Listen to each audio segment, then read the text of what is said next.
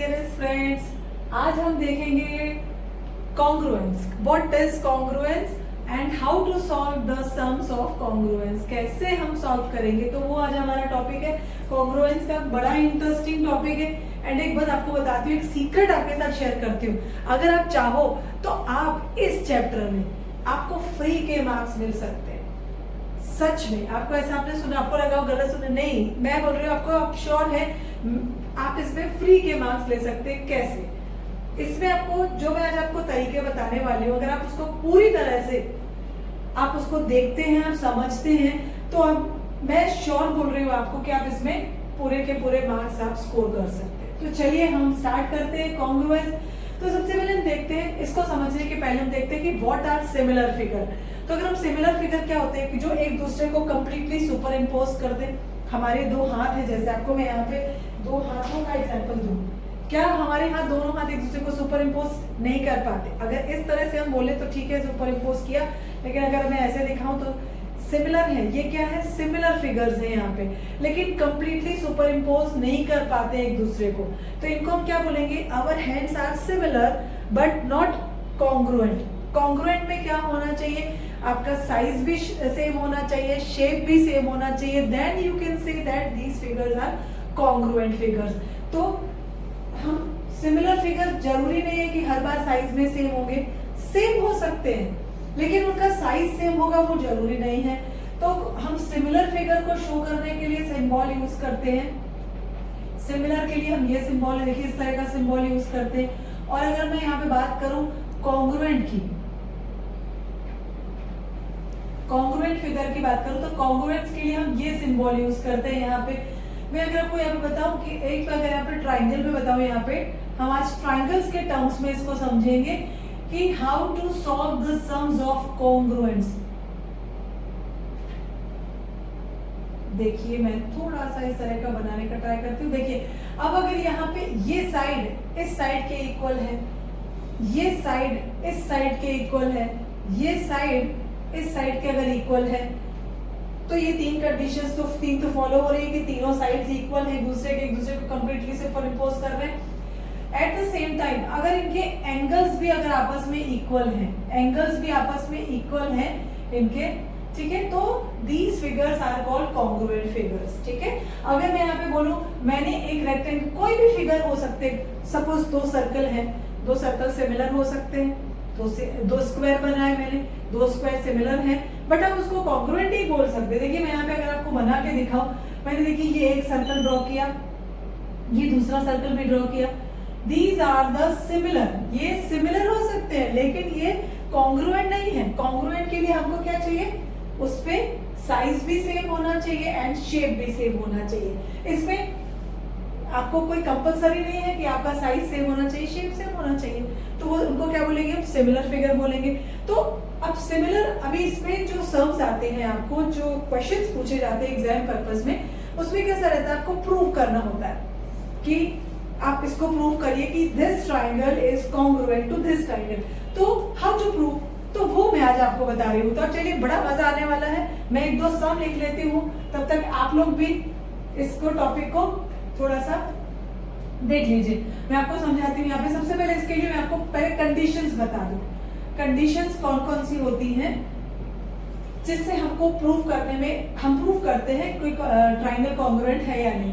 तो सब, एक कंडीशन है SAS condition, SAS condition, second होता है ASA कंडीशन, RHS कंडीशन, इसका मैं आपको फुल फॉर्म बता रही हूँ, अभी बता रही हूँ आप लोगों को, SSS कंडीशन, एंड लास्ट होता है AAS कंडीशन। ये हमने यहाँ पे देखा,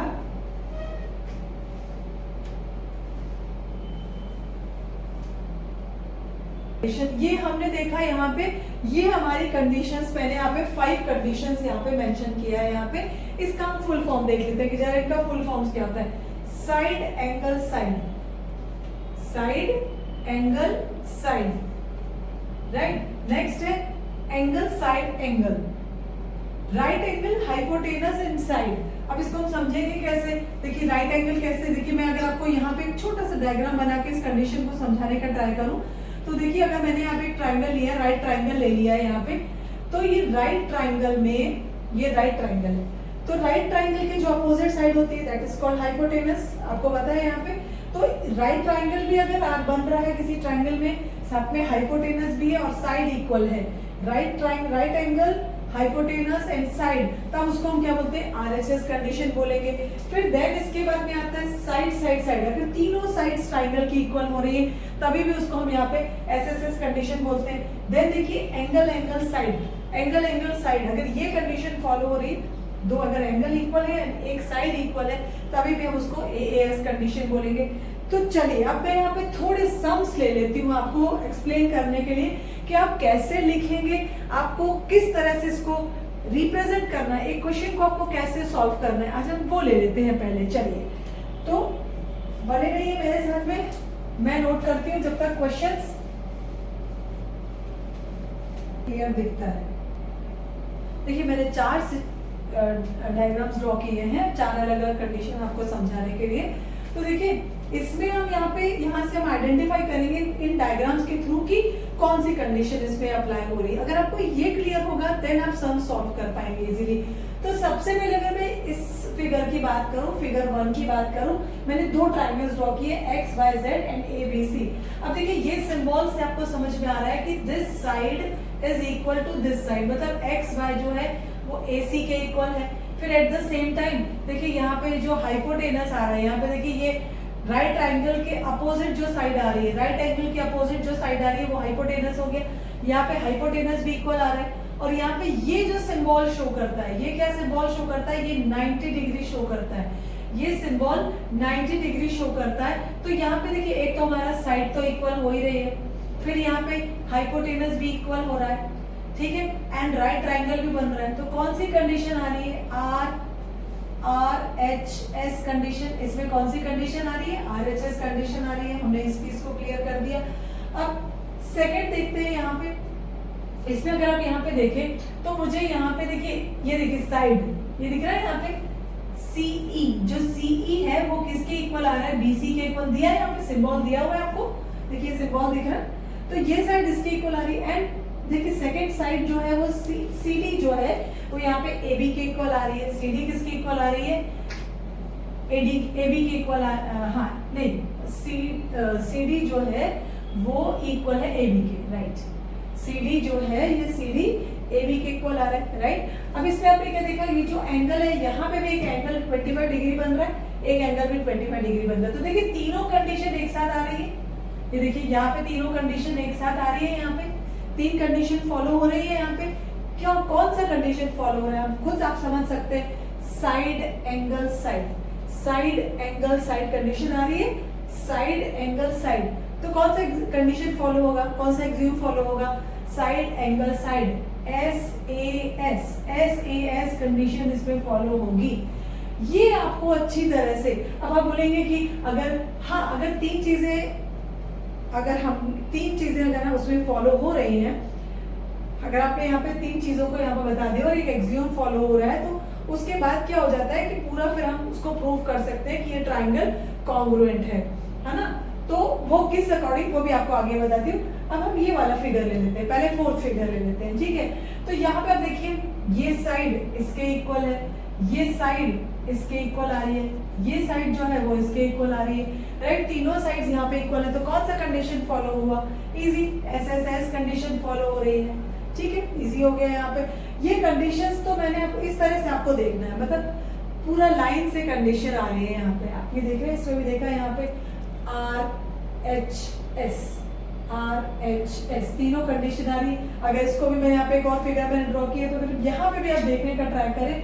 देखिए इसमें भी हाइपोटेनस इक्वल है, एक साइड इक्वल, और इसमें भी RHS कंडीशन ही आ रही है। मैंने ये रिपीट हो गया मुझसे, चलिए कोई बात नहीं है, मैंने 2 इसके एग्जाम्पल बता दिए। इस तरह से आपको कंडीशन को सबसे पहले तो आपको आइडेंटिफाई करते आना चाहिए कि कौन सी कंडीशन लग रही है, तभी तो आप कर पाएंगे ना, तभी तो आप सम सॉल्व कर पाएंगे, प्रॉब्लम सॉल्व कर पाएंगे। तो चलिए अब मैं थोड़े से क्वेश्चन नोट करती हूँ, जब तक आप इस कंडीशन की प्रैक्टिस करिए। मैं क्वेश्चन नोट करती हूँ तब तक।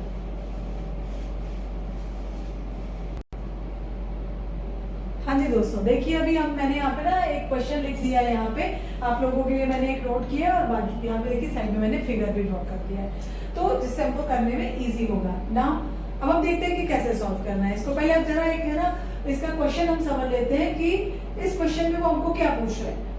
इन a given figure AB parallel CD, देखिए आप इससे अवेयर होंगे ये सिंबल पैरेलल का है, AB parallel CD, it means AB ये जो साइड आपको दिख रही है वो CD के पैरेलल है, क्लियर।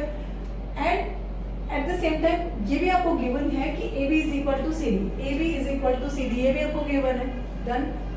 तो हमको भी प्रूव करने के लिए क्या बोल रहे हैं, देखिए हमको प्रूव करना है कि this triangle is congruent to this triangle, ये हमको प्रूव करना है, it is not given, we have to prove this.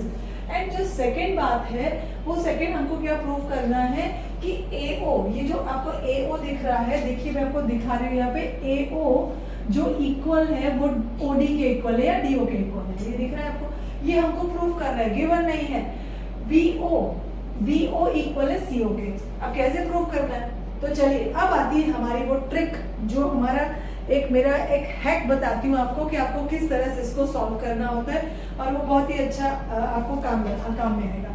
तो सबसे पहले देखिए इसको हमको 3 स्टेप्स में सॉल्व करना रहता है। 3 स्टेप्स कैसे, सबसे पहले आप इसमें लिखेंगे गिवन, यहाँ पे आप सबसे पहले क्या लिखेंगे, जो गिवन आपको क्वेश्चन में क्या क्या दिया हुआ है वो आप इसमें मेंशन करेंगे यहाँ पे।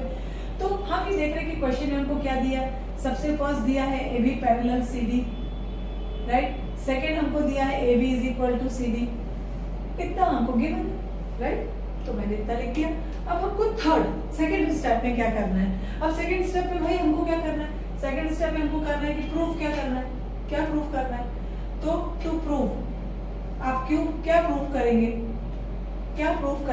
तो हम यहाँ पे देखते हैं हमको प्रूफ करने के लिए क्या है, एक तो हमको ये प्रूफ करना है AO is equal to DO, second है यहाँ पे BO is equal to CO। आपने देखा इसमें इतना, अगर आपने इतना स्टेप लिख दिए तो इसमें आपको क्या प्रॉब्लम हुआ, कुछ भी इसमें तो क्या है, सबसे इजीएस्ट टॉपिक है आई थिंक, और सबको बड़ा कॉम्प्लिकेटेड टॉपिक लगता है।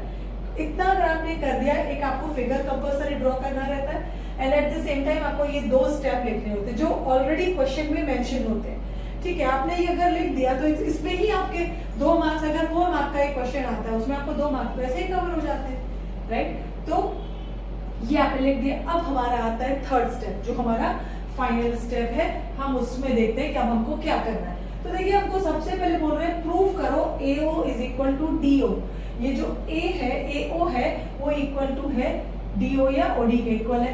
हम कैसे प्रूव करेंगे, यहाँ पे इसको देखिए। अब अगर आप यहाँ पे एक चीज देखें कि देखिए यहाँ पे ये क्या बन रहा है, इस तरह से Z फॉर्म हो रहा है। अगर आप यहाँ पे देखें ये हमको मेंशन किया गया है कि ये और ये आपस में पैरेलल है, तो पैरेलल ये देखिए ये लाइन और ये लाइन पैरेलल है, और ये जो लाइन है और AD की अगर हम बात करें तो AD क्या हो गया, उसका ट्रांसवर्सल हो गया। आपको ये वाला अगर टॉपिक क्लियर नहीं है तो मैं डेफिनेटली इसके ऊपर भी आपको एक वीडियो में बनाती हूँ और उसमें आपको थोड़ा हेल्प हो जाएगा। तो यहाँ पे Z देखा, यहाँ पे ये Z बन रहा है इस तरह से, तो ये जो एंगल्स बनते हैं ना Z में, ये दिख रहा है आपको, ये देखिए Z बन रहा है, ये देखिए। तो अगर ये पैरेलल कंडीशन हमको दे रहे हैं तो जो ये एंगल फॉर्म होंगे तो ये दोनों एंगल क्या होंगे, ऑल्टरनेट एंगल है, ये और ये ऑल्टरनेट एंगल है। एंड हमको कंडीशन दी है उस हिसाब से ये एंगल किसके इक्वल हो जाएगा, इसके इक्वल। तो हम यहाँ पे सबसे पहले कंडीशन लिखेंगे, यहाँ पे एंगल फर्स्ट हमने लिखा यहाँ पे एंगल BAO, यह भी आपको शायद पता होगा किस तरह से लिखा जाता है, जहां पे एंगल फॉर्म होता है वो सेंटर में आता है। BAO is equal to O angle ODC या CDO भी लिख सकते हैं, CDO भी लिख सकते हैं आप इसको, राइट। मैंने यहाँ पे इसको लिख दिया कि यहाँ पे ODC लिख दिया या CDO लिख दिया, जहां पे एंगल फॉर्म होता है उसको हमने बीच में रख दिया। क्यों भाई हम इसको इक्वल बोल रहे हैं, आपको सिंपली ब्रैकेट में मेंशन करना है, इट इज ऑल्टरनेट एंगल। हमने देखा कि क्यों था ऑल्टरनेट एंगल, क्यों ऑल्टरनेट है आपको मैंने भी समझाया, बिकॉज ये दोनों लाइंस पैरेलल हैं। अब हमने इसको कैसे किया, ऑल्टरनेट एंगल है और यहाँ पे हमने उसको प्रूव किस हिसाब से कर रहे हैं, because AB parallel CD given, हमने एक एंगल यहाँ पे हमने इस चीज को देख लिया। अब सेकंड यहाँ पे बात आती है हमारी, जो सेकंड बात आती है, अब हम यहाँ पे लेते हैं ये एंगल इसके इक्वल हो जाएगा। अब अगर हम ये बात करें, ये एंगल और ये एंगल आपस में इक्वल हो जाएंगे यहाँ पे, राइट।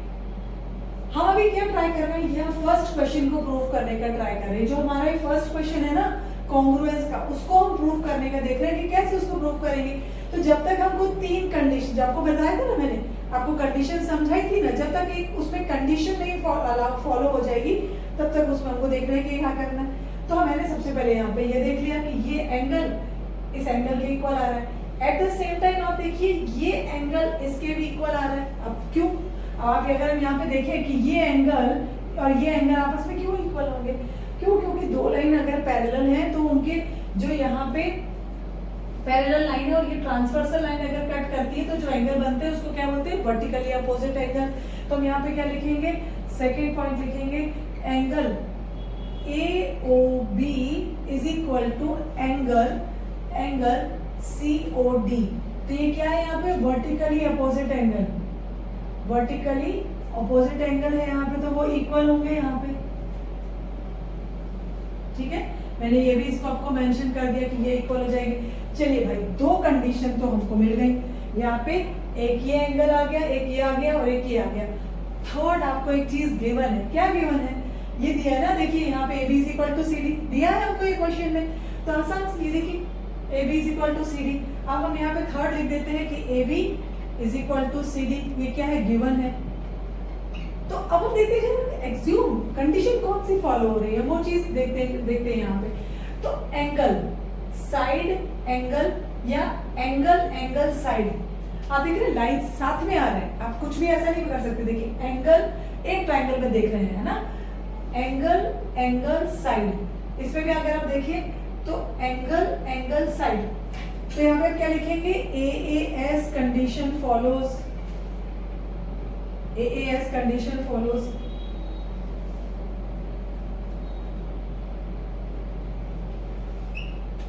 है ना। अब हमारे जब ये तीन चीजें एक कंडीशन फॉलो हो गई तो हमको कैसे प्रूव करेंगे कि भाई बाकी साइड्स भी इक्वल है ना। अब आपको ये प्रूव करना है ना कि AO इक्वल है OD के, CO इक्वल है OB के। तो वो होता है, उसके लिए रूल होता है, उसको बोला जाता है